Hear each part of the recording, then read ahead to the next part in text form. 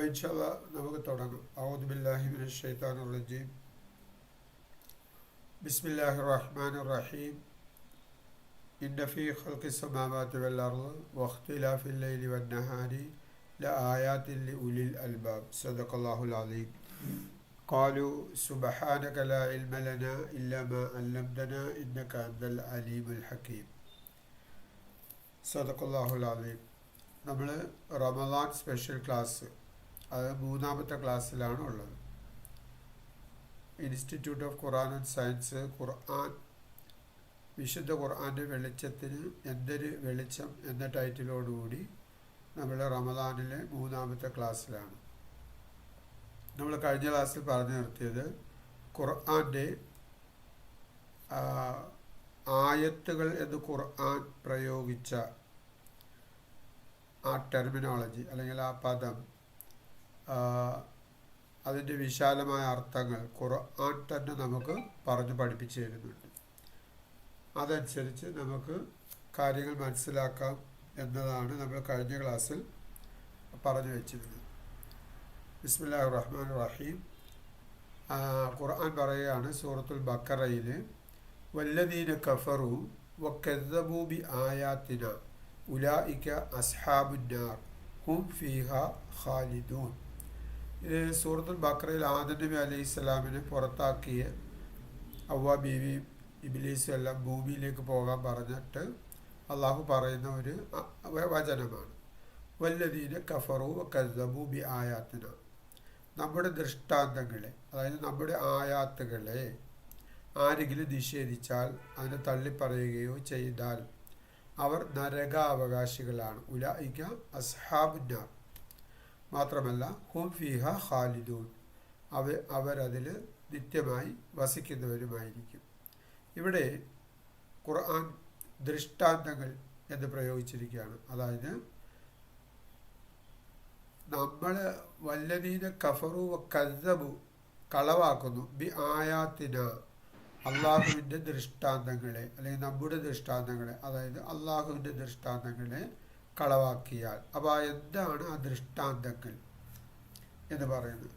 അല്ലെങ്കിൽ ദൃഷ്ടാന്തങ്ങൾ എന്ന് പറഞ്ഞുകൊണ്ട് ഖുർആൻ എന്തൊക്കെയാണ് നമുക്ക് പറഞ്ഞ് തന്നിട്ടുള്ളത് നോക്കൂ. ആയാത്തിന എന്നാണ് ഇവിടെ പറയുന്നത്. ആയത്ത് എന്ന സിംഗുലർ ഫോമിൻ്റെ ബഹുവചന രൂപമാണ് ആയാത്ത് എന്ന് പറയുന്നത്. അതിൻ്റെ യഥാർത്ഥത്തിലുള്ള അർത്ഥം ഏതെങ്കിലും ഒന്നിലേക്ക് മാർഗദർശനം നൽകുന്ന അടയാളം, അല്ലെങ്കിൽ ദൃഷ്ടാന്തങ്ങൾ, അല്ലെങ്കിൽ തെളിവുകൾ.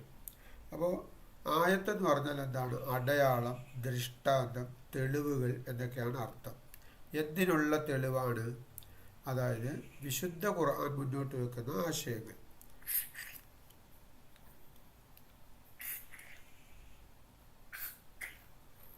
വിശുദ്ധ ഖുർആൻ മുന്നോട്ട് വെക്കുന്ന ആശയങ്ങൾ സത്യമാണ് എന്നുള്ളതിനുള്ള തെളിവ്. വിശുദ്ധ ഖുർആൻ മുന്നോട്ട് വെക്കുന്ന ആശയങ്ങൾക്കുള്ള തെളിവാണ്, ദൃഷ്ടാന്തങ്ങളാണ് ഖുർആൻ നമ്മളെ പറഞ്ഞ് പഠിപ്പിക്കുന്നത്.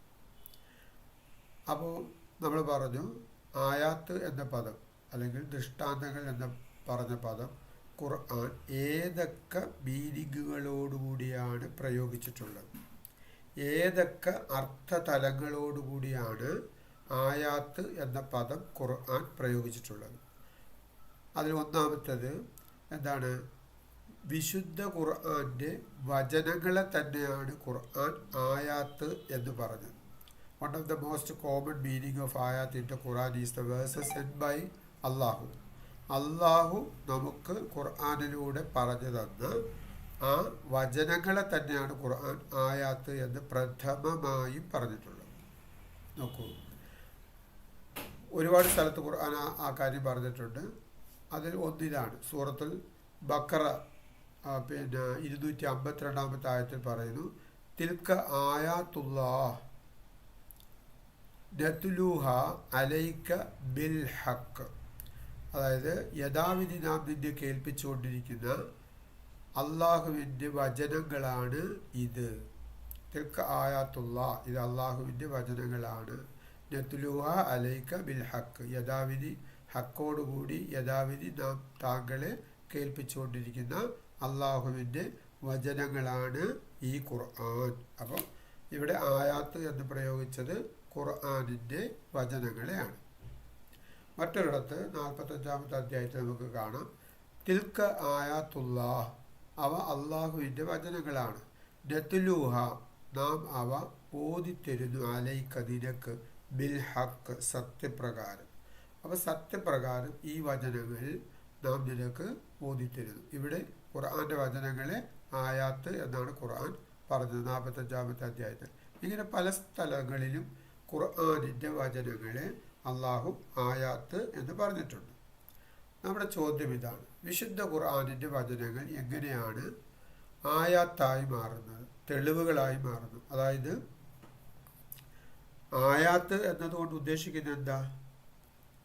ഖുർആൻ പറയുന്ന സംഗതികൾ സത്യമാണ്, ഖുർആൻ മുന്നോട്ട് വെക്കുന്ന ആശയങ്ങൾ സത്യമാണ് എന്ന് നമ്മളെ ബോധ്യപ്പെടുത്തുന്ന സൂചിക, അല്ലെങ്കിൽ നമ്മളെ ബോധ്യപ്പെടുത്തുന്ന ദൃഷ്ടാന്തങ്ങൾ. അതാണ് ആയാത്തിൻ്റെ അർത്ഥം. ആയത്തിൻ്റെ അർത്ഥം അതാണ്. അതായത് ഖുർആൻ പറയുന്ന സംഗതികൾ സത്യമാണ് എന്ന് നമ്മളെ ബോധ്യപ്പെടുത്തുന്ന ദൃഷ്ടാന്തങ്ങൾ, തെളിവുകൾ, സൂചിക എന്നൊക്കെയാണ് ആയാത്തിൻ്റെ അർത്ഥം. അപ്പോൾ ഖുർആനിൻ്റെ വചനങ്ങൾ തന്നെ എന്ത് തെളിയിക്കുന്നു? അള്ളാഹു പറഞ്ഞത് അല്ലെങ്കിൽ ഖുർആൻ സത്യമാണ് എന്ന് തെളിയിക്കുന്നു. വിശുദ്ധ ഖുർആൻ്റെ വചനങ്ങൾ തന്നെ വിശുദ്ധ ഖുർആൻ സത്യമാണ് എന്ന് തെളിയിക്കുന്നു. അതെങ്ങനെയാണ് അത് ആയാത്തുകളായി മാറുന്നത്? അള്ളാഹു പ്രവാചകനോട് പറയുകയാണ്, പ്രവാചക, നീ ഇതിനു മുമ്പ് ഒരു ഗ്രന്ഥവും വായിച്ചിരുന്നില്ല. ആരാ? മുഹമ്മദ് നബി. സ്വകരം കൊണ്ട് എഴുതിയിട്ടുമില്ല. അപ്പം നബി വായിച്ചിട്ടുമില്ല, നബി എഴുതിയിട്ടുമില്ല. അങ്ങനെ ഉണ്ടായിരുന്നുവെങ്കിൽ, അതായത് നബി വായിക്കുകയും പഠിക്കുകയും ചെയ്യുന്ന അക്ഷരജ്ഞനായിരുന്നു നബിയെങ്കിൽ അസത്യവാദികൾക്ക്, അതായത് ഖുർആനിന് തള്ളിക്കളയുന്ന ആൾക്കാർക്ക് സംശയിക്കാമായിരുന്നു. എന്ത് സംശയിക്കാമായിരുന്നു? ഈ ഖുർആൻ നബിയാണ് എഴുതിയത് എന്ന് തെളിയിക്കാമായിരുന്നു. എന്ന് പറഞ്ഞാൽ നബി ആരായിരുന്നു? നിരക്ഷരനായിരുന്നു, എഴുത്തും വായനയും അറിഞ്ഞുകൂടാത്ത വ്യക്തിയായിരുന്നു. വാസ്തവത്തിൽ ജ്ഞാനം ലഭിച്ചവരുടെ ഹൃദയങ്ങളിൽ ഇത് തെളിഞ്ഞ ദിവ്യസൂക്തങ്ങളാകുന്നു. അതായത് ജ്ഞാനമുള്ളവർക്ക്, അതായത് അവരുടെ ഹൃദയങ്ങൾ ബോധ്യപ്പെടും ഇത് അള്ളാഹുവിൻ്റെ സൂക്തങ്ങൾ തന്നെയാണ് എന്ന് അൻകബൂത്തിൽ പറയുന്നു. അപ്പോൾ ഒന്നാമത്തെ തെളിവിതാണ്, നിരക്ഷരനായിരുന്നു നബി. ആ നിരക്ഷരനായിരുന്ന നബിയിൽ നിന്നാണ് ഖുർആൻ ലോകം കേൾക്കുന്നത്. എങ്ങനെ കേൾക്കുന്നത്? ഇത് അള്ളാഹുവിൻ്റെ വചനങ്ങളാണ്, എനിക്ക് അവതരിപ്പിക്കപ്പെടുന്നതാണ് എന്ന് പറഞ്ഞുകൊണ്ട് കേൾക്കുന്നത്. ഓക്കെ, കാലങ്ങളെ അതിജീവിച്ചതാണ് വിശുദ്ധ ഖുർആൻ. അതുകൊണ്ടാണല്ലോ 1500 വർഷം ആയിട്ടും നമ്മുടെ കയ്യിൽ ഇതിരിക്കുന്നത്. നമ്മളിൽ അഭ്യസ്തവിദ്യരായ ജനം ഇസ്ലാമിന് വേണ്ടി അല്ലെങ്കിൽ ഖുർആനിന് വേണ്ടി അവരുടെ ജീവിതത്തെ തന്നെ ഒഴിഞ്ഞു വെക്കുന്നത് അവരുടെ വിശ്വാസ്യത ഖുർആൻ പിടിച്ചു പറ്റിയതുകൊണ്ടാണ്. അപ്പോൾ കാലങ്ങളെ അതിജീവിച്ച ഗ്രന്ഥം മാത്രമല്ല, നബിയുടെ കാലം മുതൽ ഈ കാലം വരെയുള്ള എത്രയോ തലമുറകളെ സംസ്കരിച്ചു. തലമുറകളെ സംസ്കരിക്കുക എന്ന് പറഞ്ഞാൽ എന്താ? ഖുർആനിൻ്റെ സ്വാധീന ശക്തിക്ക് വിധേയമായി ഓരോരുത്തരും വ്യക്തിപരമായി തന്നെ സംസ്കരിക്കപ്പെട്ടു. വ്യക്തിപരമായി തന്നെ സംസ്കരിക്കപ്പെട്ടു. അതായത് എല്ലാ ആഭാസങ്ങളുടെയും നടുവിൽ ജീവിച്ചിരുന്ന ആൾക്കാർ, അറബികൾ അങ്ങനെയായിരുന്നു, ഇപ്പോഴും അങ്ങനെയുണ്ട്. അത്തരം ആൾക്കാർ വ്യക്തിത്വ സംസ്കരണത്തിന് വിധേയമായി എന്ന് പറഞ്ഞാൽ അവരുടെ തന്നിഷ്ടങ്ങൾക്ക് വിധേയമാകാതെ അവർ ഖുർആനിന് വിധേയമായിക്കൊണ്ട് തങ്ങളുടെ താല്പര്യങ്ങളെ അവരുപേക്ഷിച്ച് അള്ളാഹുവിൻ്റെ താല്പര്യങ്ങളെ തങ്ങളുടെ ജീവിതത്തിൽ അവരാക്കി തീർത്തു. ആ വിധത്തിൽ ഈ വചനങ്ങൾ അവരെ സ്വാധീനിക്കപ്പെട്ടു. അത് മുഹമ്മദ് നബിയുടെ വായിൽ നിന്ന് അല്ലെങ്കിൽ സ്വയമേ അദ്ദേഹം രചിച്ചതായിരുന്നുവെങ്കിൽ ഒരിക്കലും ആ സ്വാധീനം ഉണ്ടാകുമായിരുന്നില്ല. മാത്രമല്ല, എല്ലാ മേഖലകളിലുമുള്ള, അതായത് സാഹിത്യ മേഖലയാകട്ടെ, ശാസ്ത്രമേഖലയാകട്ടെ, ഏത് മേഖലയാകട്ടെ, ആ മേഖലകളിൽ നിന്നുള്ള വിജ്ഞാനവുമായി വരുന്ന എതിരാളികളെ ഖുർആൻ നിഷ്പ്രഭമാക്കി കളഞ്ഞു. അപ്പോൾ അത്യുജ്വലമായ ഒരു ഗ്രന്ഥം എങ്ങനെയാണ് നിരക്ഷരനായ ഒരാൾ രചിക്കുക? നോക്കൂ, അതായത് യുഗാന്തരങ്ങൾക്ക് അറിവിൻ്റെ വിളക്കുമാടവുമായി ഖുർആൻ പ്രശോഭിച്ചു നിൽക്കുന്നത് അതിൻ്റെ ദൈവികമായ ഉറവിടം കൊണ്ട് തന്നെയാണ്. ദൈവികമായ ഉറവിടമല്ലായിരുന്നുവെങ്കിൽ ഈ ഗ്രന്ഥം നിഷ്പ്രഭമായി പോകുമായിരുന്നു.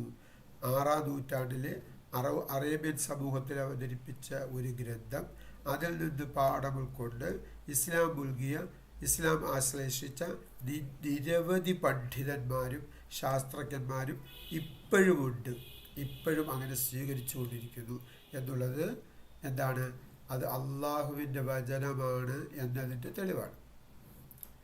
ഇനി നബിയാണ് ഇത് എഴുതിയിരുന്നെങ്കിൽ ഏതൊരു വ്യക്തിയും ഒരു രചന നടത്തുമ്പോൾ തൻ്റെ സാമൂഹിക പരിസരത്ത് നിന്ന് കിട്ടുന്ന പല പരികൽപ്പനകളും അവിടുന്ന് കിട്ടുന്ന പല ആശയങ്ങളും ആ സാമൂഹിക പരിസരത്ത് നിന്ന് കിട്ടുന്ന അറിവുകളും മാത്രമേ ഒരു വ്യക്തിക്ക് ആ വ്യക്തിയുടെ രചനയിൽ ഉൾപ്പെടുത്താൻ കഴിയുകയുള്ളൂ. അതായത് ഒരു വ്യക്തി ഏതൊരു കാലഘട്ടത്തിലാണോ താമസിക്കുന്നത് ആ കാലഘട്ടത്തിൻ്റെ പരിസരത്ത് നിന്നും അയാൾക്ക് കിട്ടുന്ന പലതരത്തിലുള്ള പരികൽപ്പനകളും ആശയങ്ങളും അറിവുകളുമുണ്ട്. ആ അറിവുകളിലും ആശയങ്ങളിലും നിന്നുകൊണ്ടായിരിക്കും അയാൾ തൻ്റെ കൃതിയുടെ രചന നടത്തുന്നത്.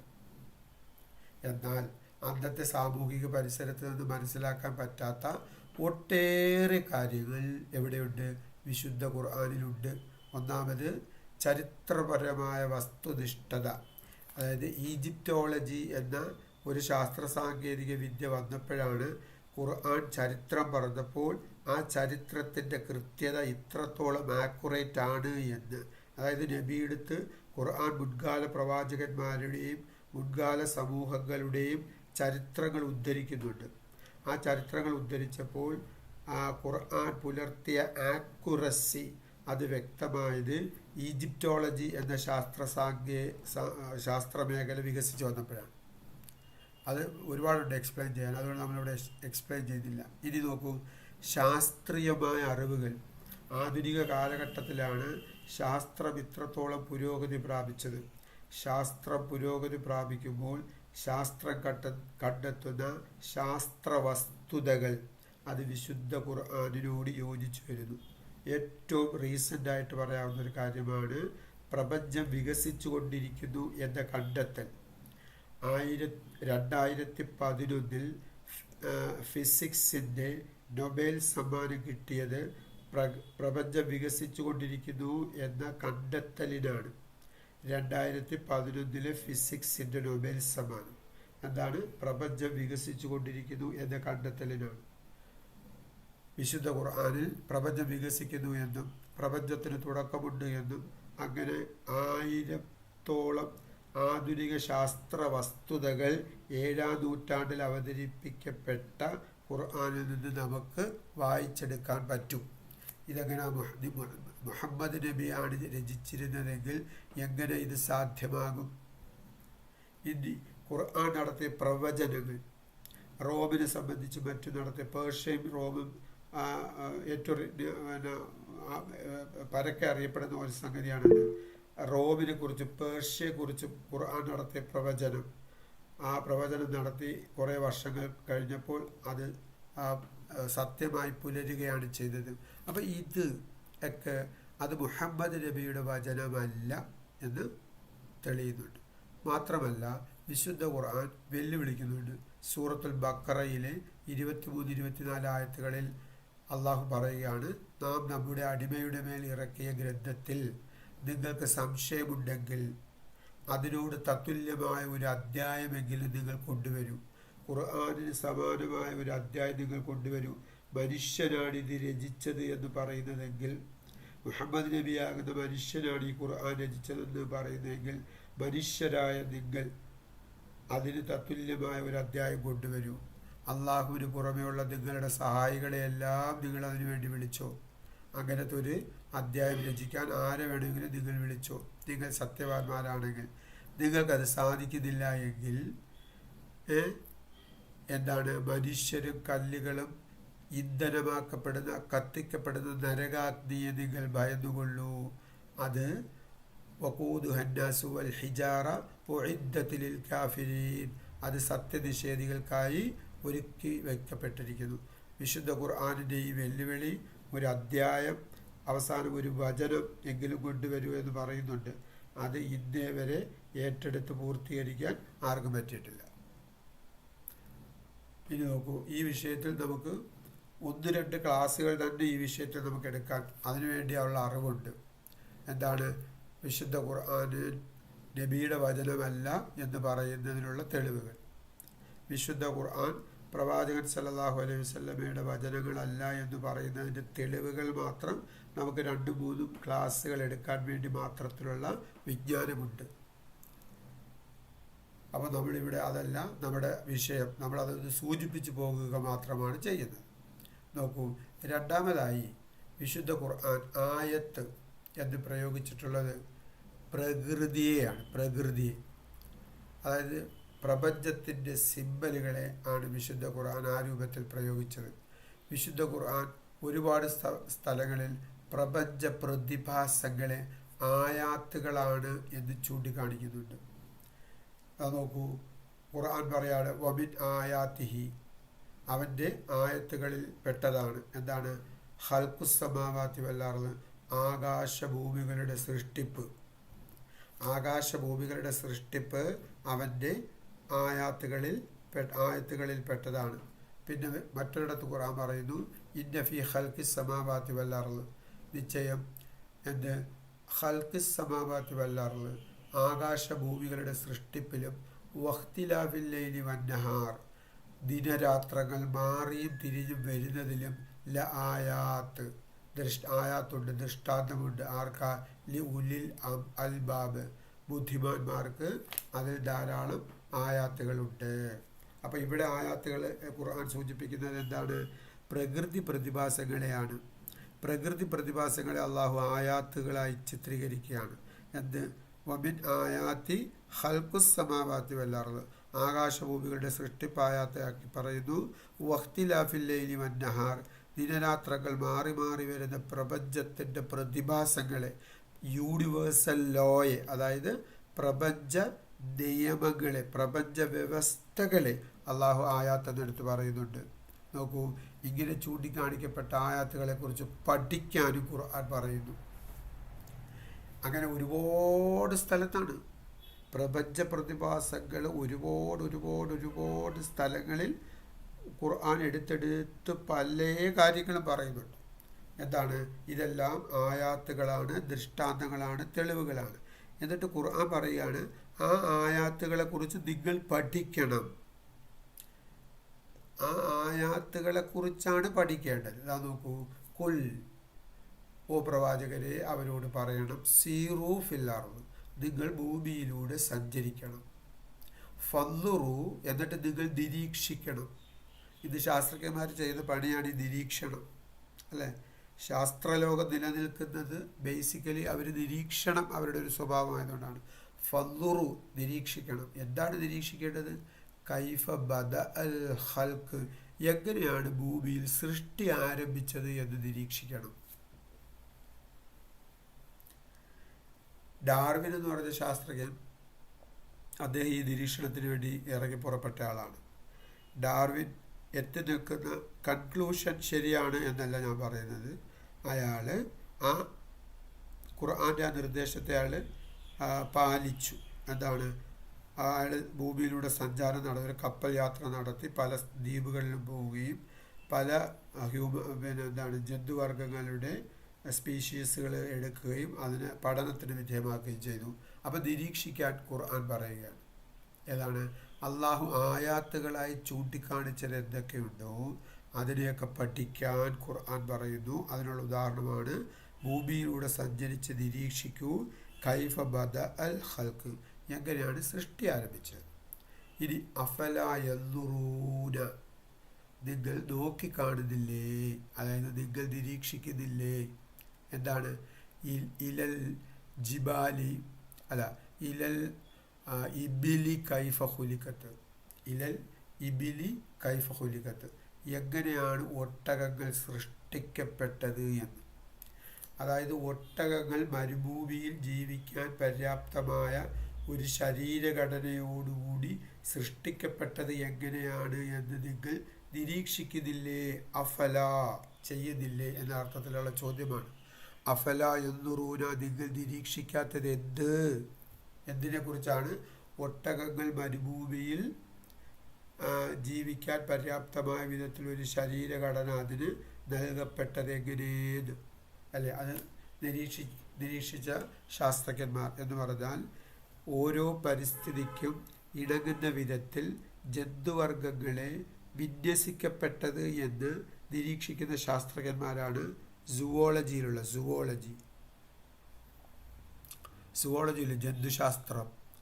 ജന്തുശാസ്ത്രം, അതേപോലെ ബോട്ടണി, സസ്യശാസ്ത്രം തുടങ്ങിയ ശാസ്ത്രശാഖകളിൽ ഖുർആനിൻ്റെ ഈ കൽപ്പനയ്ക്ക് വിധേയമായി കൊണ്ട് ചെയ്തിട്ടുള്ളതാണ്.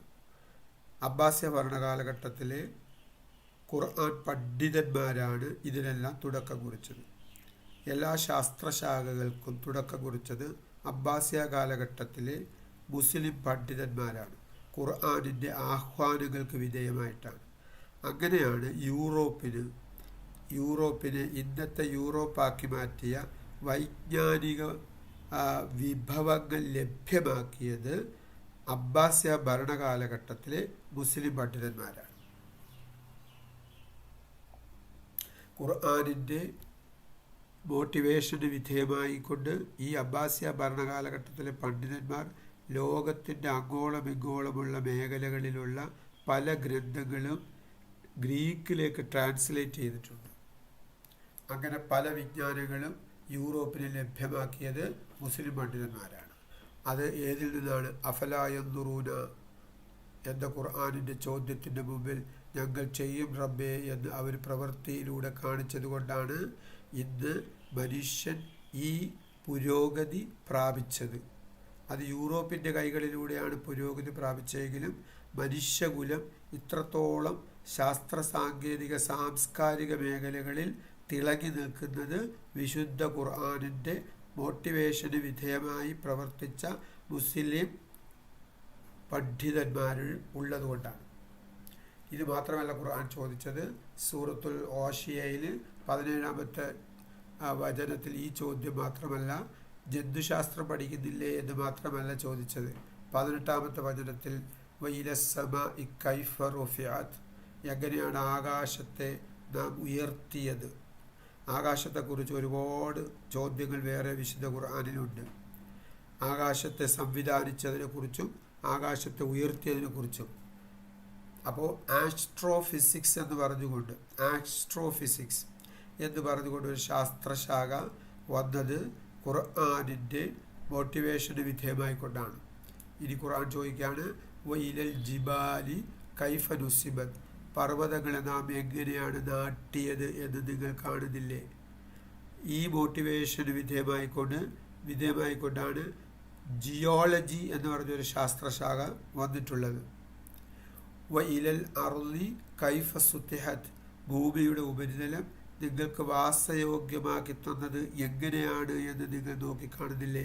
അഫലാ യൻദുറൂൻ, നിങ്ങൾ നോക്കിക്കാണുന്നില്ലേ. എന്താ? വഇലൽ അർളി കൈഫ സുത്തിഹത്, ഭൂമിയുടെ ഉപരിതലം നിങ്ങൾക്ക് നാം എങ്ങനെയാണ് വാസയോഗ്യമാക്കി തന്നത് എന്ന്. അങ്ങനെയാണ് ജിയോമോർഫോളജി എന്ന് പറഞ്ഞൊരു ശാസ്ത്രശാഖ വികസിച്ചത്. അല്ലെങ്കിൽ ജിയോമോർഫോളജി എന്ന ശാസ്ത്രശാഖയ്ക്ക് വിത്തിട്ടത് വിശുദ്ധ ഖുർആനിൻ്റെ ഇതേപോലത്തെ ആഹ്വാനങ്ങളാണ്.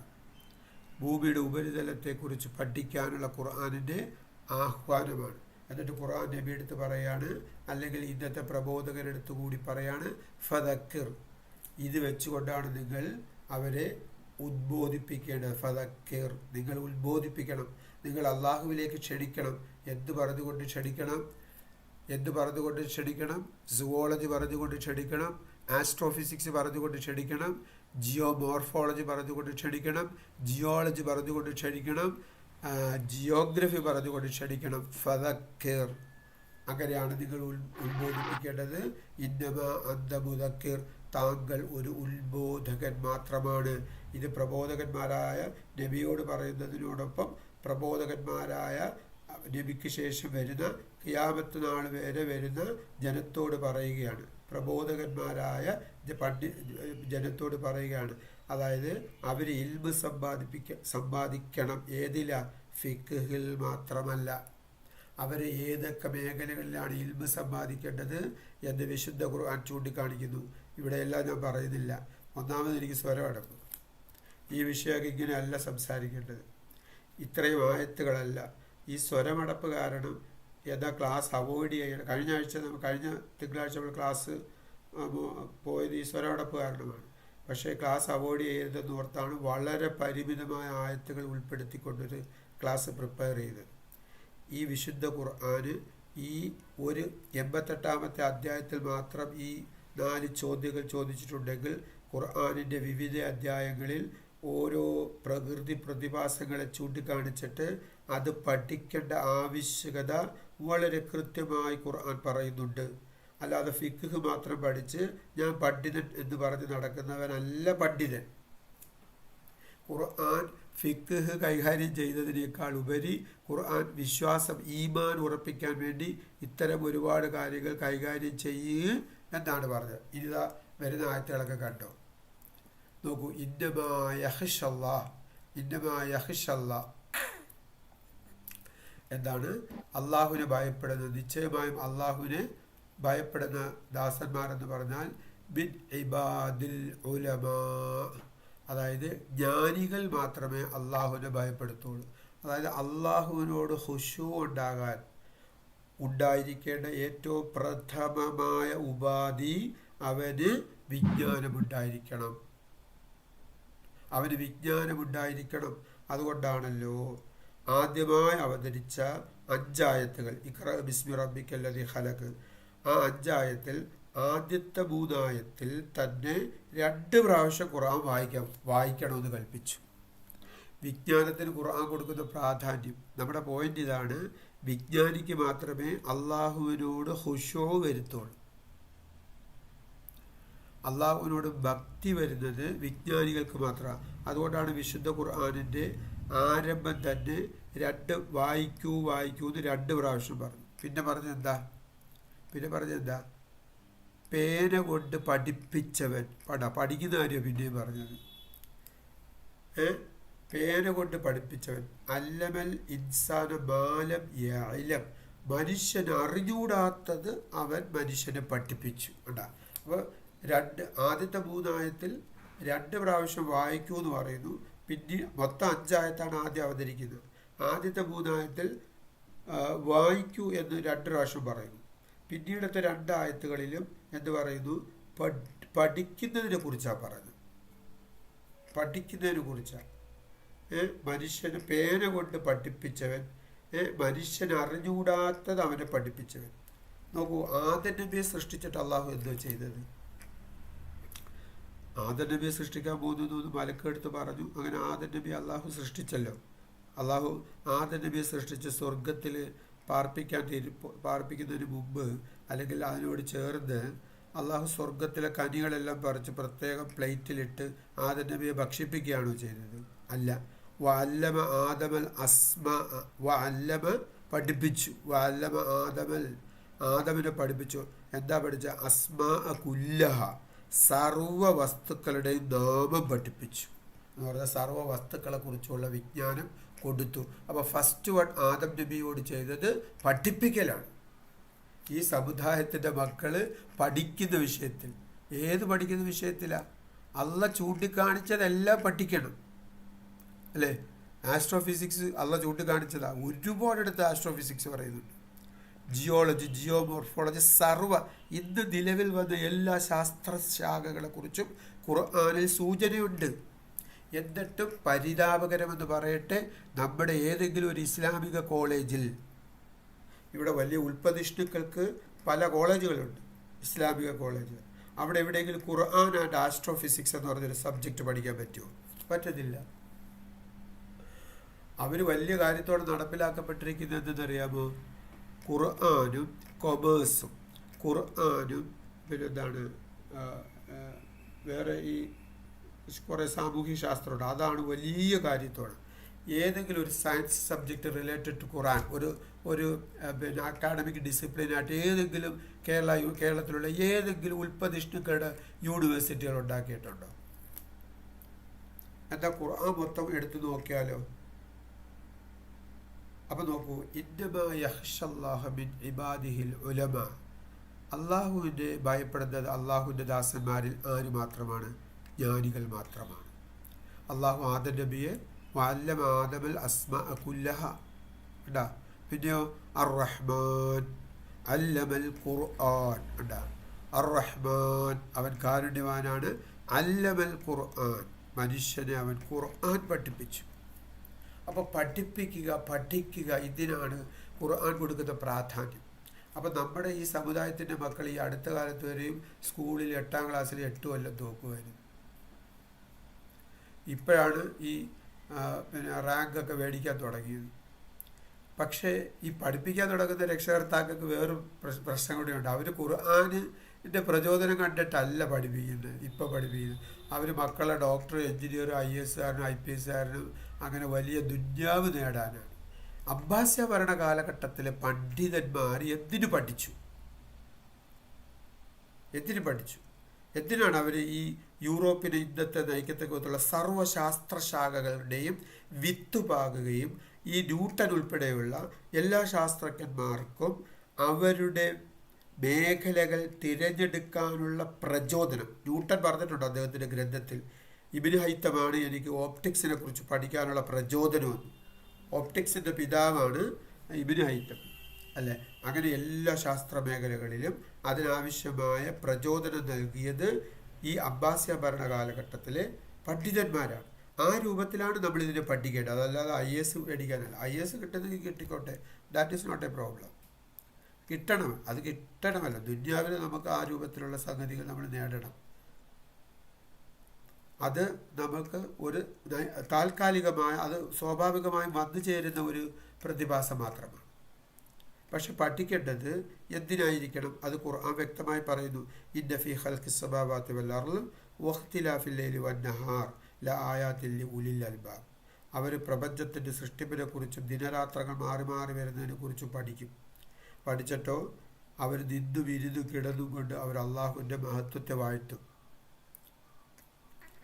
അല്ലദീന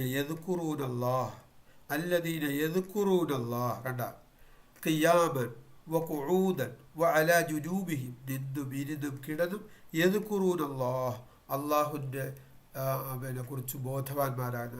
അവർ ദിക്ർ ചെയ്യുന്ന, അല്ലെങ്കിൽ അള്ളാഹുവിൻ്റെ സ്മരണ എന്ന് പറയുന്നത്. ദിക്ർ ചെയ്യുക എന്ന് പറഞ്ഞാൽ നിങ്ങൾ തെറ്റിദ്ധരിക്കരുത്. ഈ സുബ്ഹാനല്ലാഹ് എന്ന് തസ്ബീഹ് പിടിച്ച് പറയുന്നത് മാത്രമല്ല ദിക്ർ. ഞാൻ പറഞ്ഞില്ലേ, ഖുർആനിൻ്റെ ഒരുപാട് സാങ്കേതിക ശബ്ദങ്ങളുണ്ട്. ദിക്ർ അങ്ങനെയൊക്കെയുള്ള ഒരുപാട് സാങ്കേതിക ശബ്ദങ്ങളുണ്ട്. ആ സാങ്കേതിക ശബ്ദങ്ങൾ ഉൾക്കൊള്ളുന്ന, ആ പദങ്ങൾ ഉൾക്കൊള്ളുന്ന ഭയങ്കരം അല്ലെങ്കിൽ വലിയ വിശാലമായ അർത്ഥങ്ങൾ നമ്മൾ പഠിക്കേണ്ടിയിരിക്കുന്നു. അതിനെയൊക്കെ എന്താണ് ശുഷ്കിച്ച അവസ്ഥയിൽ, ചുരുക്കിക്കെട്ടിയ അവസ്ഥയിലാണ് നമ്മൾ മനസ്സിലാക്കി വെച്ചിട്ടുള്ളത്. അതിൻ്റെയൊക്കെ വിശാലമായ അർത്ഥം, അത് ഉൾക്കൊള്ളുന്ന അതിമഹത്തായ ആശയവൈപുല്യത്തെ ഗ്രഹിക്കാൻ അള്ളാഹു നമ്മുടെ ഹൃദയങ്ങൾക്ക് തൗഫീഖ് നൽകട്ടെ. പരമ്പരാഗതമായി നമ്മൾ, അതായത് മധ്യകാലഘട്ടമാണ് ഞാൻ ഇവിടെ പരമ്പരാഗതം ഉദ്ദേശിക്കുന്നത്, ക്രൈസ്തവ ജൂത പണ്ഡിതന്മാർ ഇസ്ലാമിക വിജ്ഞാനത്തെ ചുരുക്കിക്കെട്ടിക്കാൻ വേണ്ടി നടത്തിയ തന്ത്രങ്ങൾക്ക് വിധേയമായി പോയി എന്നുള്ളതാണ്. പോട്ടെ. അപ്പോൾ അള്ളാഹുവിനെ ഭയക്കുന്നത് ഉലമാക്കൾ മാത്രമാണ്. കുൽ, നീ ചോദിക്കണം, നബി എടുത്ത് പറയാണ്, ഹൽ യസ്തവി, സമമാകുമോ അല്ലദീന യഅലമൂന വല്ലദീന ലാ യഅലമൂൻ, അറിവുള്ളവനും അറിവില്ലാത്തവനും സമമാകുമോ എന്ന് നീ താങ്കൾ അവരോട് ചോദിക്കുക. ഇന്നമായ തദക്കറു, തീർച്ചയായും ഉത്ബോധനം സ്വീകരിക്കുന്നു ആരാണ്? ഉലുൽ അൽബാബ്, ബുദ്ധിമാന്മാർ മാത്രമേ എന്ത് സ്വീകരിക്കൂ. അപ്പോൾ ഇൽമിൻ്റെ പ്രാധാന്യത്തെയാണ് ഇവിടെ വിശുദ്ധ ഖുർആൻ വരച്ച് കാണിക്കുന്നത്. എന്നിട്ട് അള്ളാഹു പറയുകയാണ്, ആ ഇൽമ്, അതായത് അള്ളാഹു ഇവിടെ ആയാത്തുകളെന്ന് പറഞ്ഞില്ലേ, ഈ പറഞ്ഞ സംഗതികളൊക്കെ തന്നെ എന്തുണ്ട്? ബഹിരാകാശത്തെക്കുറിച്ചും ഭൂമിയെക്കുറിച്ചും ഭൂമിയിൽ പർവ്വതം, അങ്ങനെ ഒട്ടുമിക്ക പ്രകൃതി പ്രതിഭാസങ്ങളെക്കുറിച്ചും അള്ളാഹു ആയാത്തുകളെന്ന് ചൂണ്ടിക്കാണിച്ചിട്ടുണ്ട്. അള്ളാഹു പിന്നെ പറയുന്നൊരു സെൻറ്റൻസും ഒക്കെ അത് നോക്കൂ, സയുരീക്കും, അവൻ നിങ്ങൾക്ക് കാണിച്ചു തരും, ആയാത്തിഹി, അവൻ്റെ ദൃഷ്ടാന്തങ്ങൾ. എപ്പോഴാ, എങ്ങനെയാ, ഫതഅരിഫൂനഹ, അങ്ങനെ ആ ദൃഷ്ടാന്തങ്ങൾ കാണിച്ചു തരുമ്പോൾ നിങ്ങൾക്ക് ബോധ്യമാകും. നോക്കൂ, അടുത്ത വേറൊരായത്ത് നോക്കേ, ഇത് 27-ാമത്തെ അധ്യായത്തിലാണ്, വേറൊരായത്താണ് 41-ാമത്തെ ആയത്ത്. സനുരീഹിം, ഇവിടെ ഖുർആൻ പറഞ്ഞെന്താ, സയുരീക്കും, സെയിം വാചകമാണ് ഉപയോഗിച്ചിരിക്കുന്നത്, അതിൻ്റെ വിവിധ ഫോമുകളാണെന്നേ ഉള്ളൂ. സയുരീക്കും, അവൻ നിങ്ങൾക്ക് കാണിച്ചു തരും. ഇവിടെ പറ സനുരീഹിം, അടുത്ത് തന്നെ അവൻ നിങ്ങൾക്ക് കാണിച്ചു തരും. എന്താ കാണിച്ചു തരുന്നത്? ആയാത്തിന, നമ്മുടെ ആയാത്തുകൾ. എന്ത്, എവിടുന്ന് കാണിച്ചു തരും? ഫിൽ ആഫാക്കി, വിവിധ ദിക്കുകളിൽ നിന്ന്, എന്ന് പറഞ്ഞാൽ പ്രപഞ്ചത്തിൻ്റെ വിവിധ കോണുകളിൽ നിന്നും. വഫി അംഫുസിഹം, നിങ്ങളിൽ നിന്ന് തന്നെയും, അതായത് മനുഷ്യരിൽ നിന്ന് തന്നെയും നാം ആയാത്തുകളെ സനുരീഹി കാണിച്ചു തരും. ഹത്താ യതബയ്യന ലഹും, അവർക്ക് വ്യക്തമാകുന്നത് വരെ. എന്ത് വ്യക്തമാകുന്നത് വരെ? അന്നഹുൽ ഹക്ക്, ഈ ഖുർആനാണ് സത്യമെന്ന് വ്യക്തമാകുന്നത് വരെ. നോക്കൂ, അപ്പം സനുരീഹിം ആയാത്തിന എന്ന് പറഞ്ഞുകൊണ്ട് അള്ളാഹു കാണിച്ചു തരുന്ന ആയാത്തുകൾ എന്തുവാ? നമ്മൾ നേരത്തെ പറഞ്ഞില്ലേ, എന്താണ്? ശാസ്ത്രജ്ഞന്മാർ ഓരോന്ന് കണ്ടെത്തുന്നു, പ്രപഞ്ചം എന്താണ്? ഈ ഐൻസ്റ്റീൻ ഉൾപ്പെടെ പറഞ്ഞത് എന്താ? പ്രപഞ്ചം എന്നൊന്നും ഇങ്ങനെ ഇരുന്നതാണ്, കോൺസ്റ്റൻ്റ് ആണ്, അല്ലേ? ആ ധാരണയിൽ നിന്നും അള്ളാഹു ശാസ്ത്രജ്ഞന്മാരെ തന്നെ ഇറക്കി കാണിച്ചു കൊടുത്തു. അല്ല, പ്രപഞ്ചം വികസിക്കുകയാണ്. ഈ ഐഡിയ പിന്നെ ആദ്യമായി കൊണ്ടുവന്നത് ഇദ്ദേഹമാണ്, ഹബിൾ എന്ന ശാസ്ത്രജ്ഞനാണ്. തുടർന്ന് ഞാൻ നേരത്തെ പറഞ്ഞ കണക്ക് 2011 ഫിസിക്സിൻ്റെ നൊബേൽ സമ്മാനം 3 ശാസ്ത്രജ്ഞന്മാർക്കാണ്, 3 ആസ്ട്രോഫിസിസ്റ്റുകൾക്കാണ് കിട്ടിയത്. എന്താണ്? പ്രപഞ്ചം വികസിക്കുന്നു. ഇനിയോ, പ്രപഞ്ചം ഉണ്ടായതല്ല, പ്രപഞ്ചം ഇങ്ങനെ തന്നെ നിൽക്കുന്നതാണ് എന്ന് വാദിച്ചുകൊണ്ടിരുന്ന ഐൻസ്റ്റീൻ വരെ വാദിച്ചുകൊണ്ടിരുന്നിടത്താണ് ഖുർആൻ അപ്പോഴാണ് 7-ാം നൂറ്റാണ്ടിൽ പറഞ്ഞതെന്താ? അവലം യറല്ലദീന കഫറു അന്ന സമാവാതി വല്ലർദ്, സത്യനിഷേധികൾ കാണുന്നില്ലേ? അന്ന സമാവാതി വല്ലർദ്, നിശ്ചയമായും ആകാശഭൂമികൾ, അന്ന സമാവാതി വല്ലർദ് കാനത്താ റത്തുക്ക്, കാനത്താ അവ ആയിരുന്നു, റത്തുക്ക് ഒരു ഒട്ടിപ്പിടിച്ച അവസ്ഥയിലായിരുന്നു. ഫത്തക്കിനാകുക, പിന്നീട് നാം അവയെ വേർപെടുത്തുകയാണ് ഉണ്ടായത്. ഇങ്ങനെ, അതായത് പ്രപഞ്ചത്തിനൊരു തുടക്കമുണ്ടെന്നും ആ തുടക്കത്തിൻ്റെ അവസ്ഥയിൽ അതൊരു റത്തുക്കായിരുന്നെന്നും അതൊരു പിന്നീട് ഫത്തുക്കാക്കി, അതിനെ വേർപെടുത്തി. അതാണ് ബിഗ് ബാങ്. ഇന്ന് പ്രപഞ്ചത്തിൻ്റെ രൂപപ്പെടലുമായി ബന്ധപ്പെട്ടുള്ള ശാസ്ത്രലോകം അംഗീകരിക്കപ്പെട്ട ഒരു മോഡലാണ് ബിഗ് ബാങ് മോഡൽ എന്ന് പറയുന്നത്. ഇതൊക്കെ ഓരോന്നും പ്രത്യേക ക്ലാസ്സാണ്, മനസ്സിലായി? ഇപ്പോൾ ഞാനിത് സൂചിപ്പിക്കുക, ഞാൻ ചുരുക്കി പറയട്ടെ. അള്ളാഹു ഓരോ ശാസ്ത്രജ്ഞന്മാരെയും അവൻ്റെ ആയത്തുകൾ ശരിയാണ്, അതായത് അവൻ്റെ ഖുർആൻ ശരിയാണ്, അടാ വഫി ഹത്താ യതബയ്യന ലഹും അന്നഹുൽ ഹക്ക്, അതായത് അവർക്ക് വ്യക്തമാകുന്നത് വരെ, ജനത്തിന് വ്യക്തമാകുന്നത് വരെ ഈ ഖുർആനാണ് സത്യമെന്ന് ജനത്തിന് വ്യക്തമാകുന്നത് വരെ നാം കൊണ്ടുവരും സനുരീഹിം ആയാത്തിന. അടാ, അതിനുവേണ്ടി അള്ളാഹു ശാസ്ത്രജ്ഞന്മാരെ ഇറക്കി. എവിടുന്ന്? ഫിൽ ആഫാഖ്, ചുറ്റുവട്ടങ്ങളെക്കുറിച്ച് പഠിക്കുന്ന ശാസ്ത്രജ്ഞന്മാർ, പ്രപഞ്ചത്തെക്കുറിച്ച് പഠിക്കുന്ന ശാസ്ത്രജ്ഞന്മാർ, പിന്നെയോ നമ്മുടെ ഒട്ടകങ്ങളെക്കുറിച്ചോ അല്ലെങ്കിൽ ജന്തുക്കളെക്കുറിച്ച്, സസ്യങ്ങളെക്കുറിച്ച്, എന്ത് വേണ്ട, പിന്നെ ഫിൽ ആഫാക്ക് എന്ന് പറഞ്ഞാൽ വിവിധ ദിക്കുകളിലുള്ള എല്ലാ മേഖലകളെക്കുറിച്ച് പഠിക്കുന്ന ശാസ്ത്രജ്ഞന്മാർ. അങ്ങനെ പഠിച്ച ശാസ്ത്രജ്ഞന്മാർ കണ്ടെത്തിയ ശാസ്ത്രവസ്തുതകൾ അത് വിശുദ്ധ ഖുർആനിനോട് യോജിച്ചു വരുന്നു. 7-ാം നൂറ്റാണ്ടിൽ അവതരിച്ച വിശുദ്ധ ഖുർആനിനോട്. ഇനിയോ വഫി അംഫുസിഹിം, അങ്ങനത്തെ ശാസ്ത്രജ്ഞന്മാരുമുണ്ട്. എന്ന് പറയുന്നത് നിങ്ങളിൽ നിന്ന് തന്നെ ശരീരശാസ്ത്രജ്ഞന്മാർ, ഒരു ഭ്രൂണം എങ്ങനെ ഉണ്ടായി, ഒരു ഭ്രൂണം എങ്ങനെ വളരുന്നു. 7-ാം നൂറ്റാണ്ടിൽ അമ്മയുടെ ഗർഭത്തിൽ വളരുന്ന ഭ്രൂണത്തിൻ്റെ വളർച്ചയുടെ വിവിധ ഘട്ടങ്ങൾ വിശുദ്ധ ഖുർആൻ എത്ര ഭംഗിയായി അവതരിപ്പിച്ചു. അത് പഠിച്ച അമുസ്ലിമീങ്ങളായ ശാസ്ത്രജ്ഞന്മാർ, അടിവരേണ്ട പോയിന്റ്, അമുസ്ലിമീങ്ങളായ ശാസ്ത്രജ്ഞന്മാർ അവരെന്ത് ചെയ്തു? ഇസ്ലാം മതം സ്വീകരിച്ചു. എങ്ങനെയാണ് മുഹമ്മദ് ഇത് പറഞ്ഞത്? 7-ാം നൂറ്റാണ്ടിൽ ജീവിച്ചിരുന്ന മുഹമ്മദ് ഇത് എങ്ങനെ പറഞ്ഞു? കഴിഞ്ഞ 10-50 വർഷങ്ങൾക്ക് മുമ്പ് മാത്രമായി വികസിച്ചു വന്ന അത്യാധുനികമായ ഉപകരണങ്ങളുടെ കണ്ടെത്തൽ ഓടുകൂടി മാത്രം അമ്മയുടെ ഗർഭത്തിൽ വളരുന്ന ശിശുവിൻ്റെ വിവിധ ഘട്ടങ്ങൾ അത്യാധുനികമായ ഉപകരണത്തിന്റെ സഹായത്തോടുകൂടി പഠിച്ചറിഞ്ഞ ശാസ്ത്രജ്ഞന്മാർ ഖുർആൻ വായിച്ചപ്പോൾ ഖുർആനിൽ പറഞ്ഞ അതേ ഘട്ടങ്ങൾ തന്നെ. നിങ്ങളെ മക്കളെയൊക്കെ നിങ്ങൾ എന്താ പഠിപ്പിക്കുന്നത്? ഖുർആൻ പഠിപ്പിക്കുക, ഇല്ലെങ്കിൽ പ്രശ്നമാകും. ഞാൻ പറഞ്ഞേക്കാം. അപ്പോൾ വഫി അംഫുസിക്ക് നിങ്ങളിൽ നിന്ന് തന്നെയും. അപ്പോൾ അത് നമുക്ക് എംബ്രിയോളജി എന്ന് പറഞ്ഞാൽ നമുക്കൊരു സെഷനുണ്ട്. എന്താണ് എംബ്രിയോളജി ആൻഡ് ഖുർആൻ? അതിനൊരു 6-8 ക്ലാസ്സാണ് 1 മണിക്കൂർ നീണ്ടിരിക്കുന്നത്. അത് വേറെ സെഷൻ. അതൊക്കെ നമ്മൾ ഇഗ്ഗസ് നടത്തുന്നുണ്ട്. ഞാൻ പറഞ്ഞില്ലേ, ഇഗ്ഗസ് എന്തിനാ വന്നതെന്ന് വെച്ചാൽ ഈ വൈജ്ഞാനിക ശാഖകൾ ഉപയോഗിച്ച്, അതായത് ഇഗ്ഗസിന്റെ യഥാർത്ഥ ലക്ഷ്യം ഈ ആയത്താണ്. സനുരീഹിം ആയാത്തിന, അതായത് അള്ളാഹു തെളിയിക്കുന്നു ശാസ്ത്രകാരന്മാരെ കൊണ്ട് എന്ത് ഈ ഖുർആനാണ് സത്യമെന്ന് മനുഷ്യർക്ക് ബോധ്യപ്പെടത്തക്ക വിധത്തിൽ വിവിധ ദിക്കുകളിൽ നിന്നും മനുഷ്യരിൽ നിന്ന് തന്നെ ഒരുപാട് ശാസ്ത്ര സത്യങ്ങൾ അള്ളാഹു പുറത്തു കൊണ്ടുവരികയാണ്.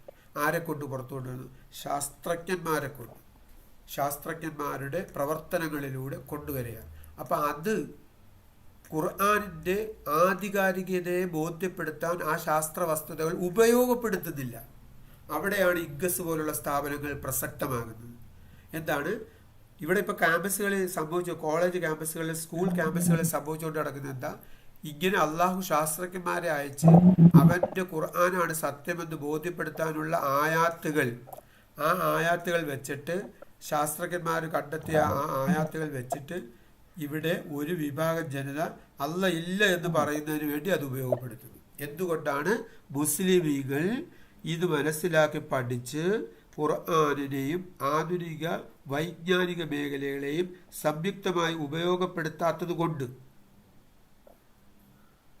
എന്തിന്? നമ്മുടെ കുഞ്ഞുങ്ങൾ തന്നെ പോകുന്നില്ലേ? ആ തലയിൽ തട്ടമിട്ട മക്കനെ ഇട്ട് മൂടിയ LLB കോളേജിൽ പഠിക്കുന്ന പെൺപിള്ളേർ എന്ന് പറയുകയാണ് ഖുർആൻ പൊളിച്ചെഴുതണം. നിങ്ങൾ വിചാരിക്കുന്നത് ഈ തലയിൽ തട്ടമിട്ട് പിന്നെ മക്കനെ ഇട്ട് നടക്കുന്ന പെൺപിള്ളേരൊക്കെ ഭയങ്കര ശക്തമായ ഈമാനുണ്ടെന്നാണ്? അധ്യാപകരായ ഞങ്ങൾക്കറിയാം. ഇപ്പം യൂട്യൂബിലൂടെ ഒരുപാട് വരുന്നുണ്ടല്ലോ അവരുടെ ഈമാൻ വെളിവാകുന്നത്. ഭൗതികതയുടെ അല്ലെ ദൈവനിഷേധത്തിൻ്റെ വക്കിലേക്ക് അവർ പോയിക്കൊണ്ടിരിക്കുകയാണ്. കാര്യം എന്താ? ഖുർആൻ പറഞ്ഞതുപോലെ പഠിപ്പിക്കാത്തത് കൊണ്ട്. അടിവരയിടേണ്ട പോയിന്റാണ്. ഖുർആൻ പറഞ്ഞതുപോലെ പഠിപ്പിക്കാത്തത് കൊണ്ട്. ഇപ്പം ഇവിടെ ഞാൻ ഇത്രയും നേരം സംസാരിച്ചത് എൻ്റെ ഐഡിയ ഒന്നും അല്ലല്ലോ. അതുകൊണ്ടാണ് ഞാൻ ഖുർആൻ ആയത്തുകൾ വെച്ചത്. ഞാൻ പറഞ്ഞില്ലേ, തോനെ സംസാരിക്കേണ്ട എന്ന് വെച്ചിട്ട് ഖുർആൻ്റെ കുറച്ച് ആയത്തുകളെ വെച്ചിട്ടുള്ളൂ. അപ്പം ഇത്തരം ആയത്തുകൾ, ഖുർആനിൻ്റെ വചനങ്ങൾ നമ്മളെ ഖുർആൻ എങ്ങനെ പഠിക്കണം, ഖുർആൻ പഠിച്ച് എന്താണ് ഉൾക്കൊള്ളേണ്ടത്, ഏത് രൂപത്തിലാണ് ഈമാൻ വരേണ്ടത്. ഇഗ്ഗസിൻ്റെ ഷോർട്ട് ടേം കോഴ്സസുകളും ലോങ് ടേം കോഴ്സസുകളും ആ ലക്ഷ്യത്തോടു കൂടിയാണ് പ്രിപ്പയർ ചെയ്തത്. അതുകൊണ്ട് ഞാൻ സന്ദർഭോചിതമായി പറയുന്നു, നിങ്ങൾ ആ കോഴ്സുകളിൽ ചേരുകയാണ് വേണ്ടത്. ഇതിപ്പോൾ ഞാൻ റമദാൻ ആയതുകൊണ്ട് ഇതിനകത്ത് വിഷ്വലൊന്നും കാണിക്കുന്നില്ല, വീഡിയോസുകളൊന്നും കാണിക്കുന്നില്ല. നമ്മുടെ റെഗുലർ കോഴ്സുകളിൽ വീഡിയോസുകൾ കാണിക്കും. ശാസ്ത്രജ്ഞന്മാർ കണ്ടെത്തിയ പല പ്രതിഭാസങ്ങളുടെയും പ്രകൃതി പ്രതിഭാസങ്ങളുടെയും വീഡിയോസുകൾ, സ്റ്റിൽസൊക്കെ കാണിച്ചാണ് പഠിപ്പിക്കുന്നത്. നമ്മളുടെ ക്ലാസ് തന്നെ വിഷ്വലൈസ്ഡ് ക്ലാസ്സുകളാണ്, ദൃശ്യാവിഷ്കാര പഠന ക്ലാസ്സുകളാണ്. അപ്പം ഞാൻ പറഞ്ഞില്ലേ, ഈ ആയത്തിൻ്റെ ഇപ്പം ഇവിടെ എഴുതിയിരിക്കുന്നുണ്ട്, സനുരീഹിം ആയാത്തിന ഫിൽ ആഫാഖി വഫി അൻഫുസിഹിം ഹത്താ യതബയ്യന ലഹും അന്നഹുൽ ഹഖ്. നിശ്ചയമായി ഈ ഖുർആൻ തന്നെയാണ് സത്യം എന്ന് അവർക്ക് ബോധ്യപ്പെടുന്നത് വരെ അവരുടെ ചുറ്റുവട്ടങ്ങളിൽ നിന്നും അവരിൽ നിന്ന് തന്നെ നാം തെളിവുകൾ കൊണ്ടുവരും. പറഞ്ഞ് മനസ്സിലായ? അപ്പോൾ അത് ബന്ധിപ്പിച്ചുള്ള ക്ലാസ് ഉണ്ട്, അത് ഞാൻ സൂചിപ്പിക്കുകയാണ്. ഇൻഷാ അല്ലാഹ് നിങ്ങൾക്ക് ഇഗ്ഗസിൻ്റെ കോഴ്സുകളിൽ, ഷോർട്ട് ടേം കോഴ്സുകളിൽ ചേർന്നാൽ അതിൻ്റെ വിവിധ തലങ്ങളിലുള്ള വിജ്ഞാനം കിട്ടും. ഈ വിവിധ തലങ്ങളിലുള്ള വിജ്ഞാനത്തിലൂടെ നമ്മുടെ ഈമാൻ ഉറപ്പിക്കാൻ പറ്റൂ എന്നല്ല, നമ്മുടെ യുവതലമുറയുടെ ഈമാൻ കിടന്ന് പന്തടിക്കപ്പെട്ടുകൊണ്ടിരിക്കുകയാണ്. അവരുടെ ഈമാൻ ഉറപ്പിച്ചു നിർത്തണമെങ്കിൽ ഈ പറഞ്ഞ രൂപത്തിൽ ഖുർആൻ പഠിക്കണം. ആ പറഞ്ഞ രൂപത്തിലാണ് നമ്മൾ ഇത് പ്രിപ്പയർ ചെയ്തിട്ടുള്ളത്. അത് നോക്കൂ, അടുത്ത ഒരു ആയത്ത് നോക്കൂ. അഫലാ യതദബ്ബറൂനൽ ഖുർആൻ. അവർ ഖുർആനിനെ പറ്റി ചിന്തിക്കുന്നില്ലേ? നമ്മുടെ ചോദിക്കുന്നത്, അഫലാ യതദബ്ബറൂനൽ ഖുർആൻ വലൗ കാന മിൻ ഇൻദി ഗൈരില്ലാഹ്. അത് അള്ളാഹു അല്ലാത്തവരുടെ പക്കൽ നിന്നുള്ളതായിരുന്നു എങ്കിൽ ലവജദൂ ഫീഹി ഇഖ്തിലാഫൻ കസീറ, അവരതിൽ ധാരാളം വൈരുദ്ധ്യങ്ങൾ കണ്ടെത്തുമായിരുന്നു. 7-ാം നൂറ്റാണ്ടിൽ ഇരുന്നു കൊണ്ട് പ്രപഞ്ചത്തെക്കുറിച്ച് അള്ളാഹ് സംസാരിക്കുക. ബദീഉസ് സമാവാതി വൽ അർദ്, മുൻ മാതൃകയില്ലാതെ പ്രപഞ്ചത്തെ സൃഷ്ടിച്ചവൻ. അവലം യറല്ലദീന കഫറു അന്ന സമാവാതി വൽ അർദ് കാനത്താ റത്ഖൻ ഫഫതഖ്നാഹുമ. ഈ സംസാരമൊക്കെ എപ്പോഴാ? 7-ാം നൂറ്റാണ്ടിൽ. ലമൂസിഊൻ, നമ്മുടെ കരങ്ങൾ കൊണ്ട് നാം പ്രപഞ്ചത്തെ സൃഷ്ടിക്കുകയും എന്നിട്ട് എന്ത് ചെയ്തു? നാം അതിനെ വികസിപ്പിച്ചുകൊണ്ടിരിക്കുന്നു. 3 ആയത്തുകൾ മാത്രം മതി. ഞാൻ ഈ പറഞ്ഞ 3 ആയത്തുകൾ 7-ാം നൂറ്റാണ്ടിലാണ്. 3-ന് നൊബേൽ സമ്മാനം കിട്ടി. 3-ന് നൊബേൽ സമ്മാനം കിട്ടിയത് 3 ആയത്തുകൾക്കാണ് നൊബേൽ സമ്മാനം. ആ ആയത്ത് പ്രസന്റ് ചെയ്യുന്ന ആശയം, 7-ാം നൂറ്റാണ്ടിൽ പറഞ്ഞ ആ ആയത്ത് പ്രസന്റ് ചെയ്യുന്ന ആശയം അത് കണ്ടെത്തി ശാസ്ത്രജ്ഞന്മാർ. അതിന് നൊബേൽ സമ്മാനം കൊടുത്ത് ആദരിച്ചു. അത് വിശുദ്ധ ഖുർആനിന് കൊടുക്കേണ്ട ആദരവാണ്. ആര് കൊടുക്കേണ്ട ആദരവ്? മുസ്ലിമീങ്ങളായ നമ്മൾ. എന്താ? ഖുർആൻ പഠിക്കേണ്ട വിധത്തിൽ പഠിക്കണം. ഖുർആൻ പഠിക്കേണ്ട വിധത്തിൽ പഠിക്കാതെ സ്വർഗം കിട്ടുമെന്ന് പറഞ്ഞുകൊണ്ടിരിക്കുക നമ്മളൊക്കെ. ഇത് ഒരുപാട് ഞാൻ നോമ്പ് പിടിക്കുന്നതിന് നിരുത്സാഹപ്പെടുത്തുകയല്ല കേട്ടാ. ഒരുപാട് നോമ്പ് പിടുത്തക്കാരുണ്ട്, അവരൊക്കെ പട്ടിണിയാണെന്നൊക്കെ നബി പറഞ്ഞിട്ടുണ്ടേ. അത് ആ സന്ദർഭത്തിൽ ഓർമ്മിപ്പിക്കുക. നിസ്കാരക്കാരുമുണ്ട്, അവർ ഉറക്കമൊഴിച്ചത് മാത്രമാണ് മിച്ചമെന്ന് പറയുന്നുണ്ട്. ഖുർആൻ തന്നെ പറഞ്ഞല്ലോ, വൈലുല്ലിൽ മുസല്ലീൻ, നമസ്കാരക്കാർക്ക് നാശം. അപ്പം നോക്കൂ, പഠിക്കാൻ പറഞ്ഞു 10 വർഷത്തോളം കഴിഞ്ഞിട്ടാണ് നിസ്കരിക്കാൻ പറഞ്ഞത്. പഠിക്കാൻ എവിടെ പറഞ്ഞു? ആദ്യം പറഞ്ഞില്ലേ ഈ ഖുർആൻ 2 പ്രാവശ്യം പഠിക്കാൻ പറഞ്ഞു. അടുത്ത 2 ആയത്തുകളിൽ പേന കൊണ്ട് പഠിപ്പിച്ചവനെന്ന് പറഞ്ഞു. മനുഷ്യൻ അറിഞ്ഞുകൂടാത്തത് പഠിപ്പിച്ചവൻ. അപ്പോൾ പഠിക്കുന്നതിൻ്റെ ഇമ്പോർട്ടൻസ്, എന്ത് പഠിക്കണം അത് ഖുർആൻ പറഞ്ഞു. ആ ഖുർആൻ പറഞ്ഞ രൂപത്തിൽ പഠിക്കൽ എന്താണ്? നമസ്കാരം, നോമ്പ് പോലുള്ള കർമ്മങ്ങളെ അള്ളാഹു സ്വീകരിക്കുന്ന വിധത്തിലാക്കണമെങ്കിൽ ഈ പഠിക്കൽ അനിവാര്യമാണ്. ഈ പഠിക്കൽ നടക്കാതെ എന്ത് നടക്കൂല? ഈ ഇബാദത്തുകൾ അള്ളാഹുവിൻ്റെ മുമ്പിൽ സ്വീകാര്യയോഗ്യമാകില്ല. അത് എങ്ങനെ പഠിക്കണം? പഠിക്കേണ്ട വിധത്തിൽ പഠിക്കണം. ഇപ്പം ഞാൻ 10ാം ക്ലാസ്സിൻ്റെ ജോഗ്രഫി എടുക്കുന്നുണ്ട്. സ്റ്റേറ്റ് സിലബസാണ് എടുക്കുന്നത്. അപ്പോൾ സ്റ്റേറ്റ് സിലബസിൽ ഒരു 10 ചാപ്റ്ററാണ് ജോഗ്രഫിയിൽ നമ്മുടെ ഗവൺമെൻറ് ഫിക്സ് ചെയ്തിരിക്കുന്നത്. ഇതിലൊരു 2 ചാപ്റ്റർ മാത്രം പഠിപ്പിച്ചിട്ട് ജോഗ്രഫിക്ക് A+ കിട്ടണമെന്ന് പറഞ്ഞാൽ നടക്കുമോ? ഇപ്പോൾ കഴിഞ്ഞ തിങ്കളാഴ്ചയായിരുന്നു അവരുടെ പരീക്ഷ. A+ കിട്ടണമെന്ന് പറഞ്ഞാൽ നടക്കത്തില്ല. 2 ചാപ്റ്റർ മാത്രമേ പഠിപ്പിച്ചുള്ളൂ പിള്ളേർ. അല്ലെങ്കിൽ പിള്ളേർ 2 ചാപ്റ്ററേ പഠിച്ചുള്ളൂ. എങ്ങനെ നടക്കും? എന്നതുപോലെയാണ് ഖുർആനോട് നമ്മളുടെ സമീപനം.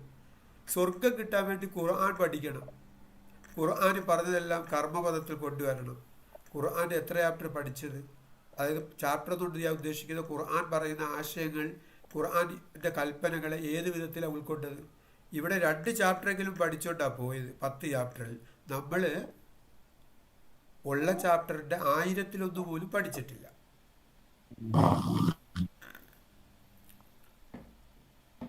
അപ്പം നോക്കൂ, ഇവിടെ ഖുർആൻ പറഞ്ഞത് എന്താണ്? ഖുർആനിൽ വൈരുദ്ധ്യങ്ങൾ കാണും. വൈരുദ്ധ്യങ്ങളില്ല. എന്താ കാര്യം? ശാസ്ത്രലോകം കണ്ടെത്തുന്ന എല്ലാ ശാസ്ത്ര വസ്തുതകളോടും എന്ത് യോജിച്ചു വരുന്നു? ഖുർആൻ നേരത്തെ പറഞ്ഞു. ഞാൻ പറഞ്ഞില്ല, ആസ്ട്രോഫിസിക്സ്, അതിൽ ഒന്നുപോലും ഇല്ല വൈരുദ്ധ്യം. 7-ാം നൂറ്റാണ്ടിലാണ് ഇത് പറഞ്ഞത്. പിന്നെ എംബ്രിയോളജി, ഭ്രൂണശാസ്ത്രം, അത് റീസെൻ്റ്ലി വികസിച്ചു വന്ന ശാസ്ത്രമാണ് അല്ലേ? അതിനകത്തും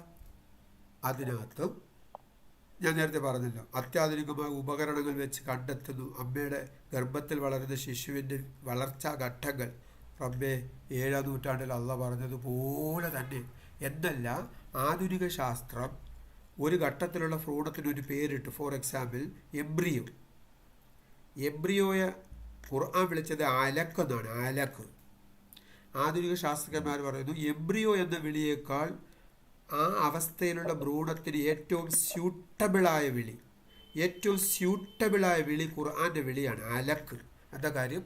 അലക്ക് എന്ന പദം, അതിൻ്റെ അർത്ഥങ്ങൾ, വിവിധ അർത്ഥങ്ങൾ ഉൾക്കൊള്ളുന്ന എല്ലാ അവസ്ഥയും ആ ഭ്രൂണത്തിനുണ്ട്. ഇത് നിങ്ങൾ ഭ്രൂണശാസ്ത്രവും ഖുർആനും എന്ന് നമ്മുടെ ക്ലാസ് പഠിക്കണം. അല്ലെങ്കിൽ വേറെ ആരുടെയെങ്കിലും അങ്ങനെ ഉണ്ടെങ്കിൽ പഠിക്കണം. അക്ബർ സാഹിബിൻ്റെയൊക്കെ ഉണ്ട്. പിന്നെ അങ്ങനെ പഠിക്കണം. അങ്ങനെ പഠിക്കുമ്പോൾ നിങ്ങൾക്ക് മനസ്സിലാവും. അപ്പോൾ നോക്കൂ, ആധുനിക ഭ്രൂണശാസ്ത്രജ്ഞന്മാർ തന്നെ പറയുകയാണ് അലക്കെന്ന വിളിയാണ് എംബ്രിയോ എന്ന വിളിയേക്കാൾ സ്യൂട്ടബിളായ വിളി. അപ്പോൾ നോക്കൂ, ഖുർആനകത്ത് വൈരുദ്ധ്യമുണ്ടോ? വൈരുദ്ധ്യമില്ല. അതാണ് അള്ളാഹ് ചോദിച്ചത്. അള്ളാഹ് വളരെ ഓപ്പണായി ചോദിച്ചതാണ്. ഈ ചോദ്യം ആർക്കുള്ള? നമുക്കുള്ളത്. അഥവാ വൈരുദ്ധ്യം ഉണ്ടെങ്കില 7-ാം നൂറ്റാണ്ടിൽ ചോദിച്ച ഈ ചോദ്യം ഈ കാലഘട്ടത്തിലെ ശാസ്ത്ര വസ്തുതകളോട് നിരക്കാതെ വന്നാൽ ഒന്ന് ആലോചിച്ച് നോക്കേ. ഖുർആനിൽ നിറച്ചിനും വൈരുദ്ധ്യം വന്നില്ലേ? എന്താ സംഭവിക്കുന്നത്? ഈ വചനം പൊളിഞ്ഞു പോയില്ലേ? ഈ വചനം തന്നെ ഖുർആൻ സത്യമാണെന്നുള്ളൊരു തെളിവല്ലേ? അപ്പോൾ ഇത് ഞാൻ വെറുതെ കൊച്ചൊരു കാര്യം പറഞ്ഞു. ആസ്ട്രോഫിസിക്സും എംബ്രിയോളജിയും ഒരുപാട് കാര്യങ്ങളുണ്ട്. സുലൈമാൻ നബി അലൈഹിസ്സലാം ഉറുമ്പിൻ്റെ വർത്താനം കേട്ടു.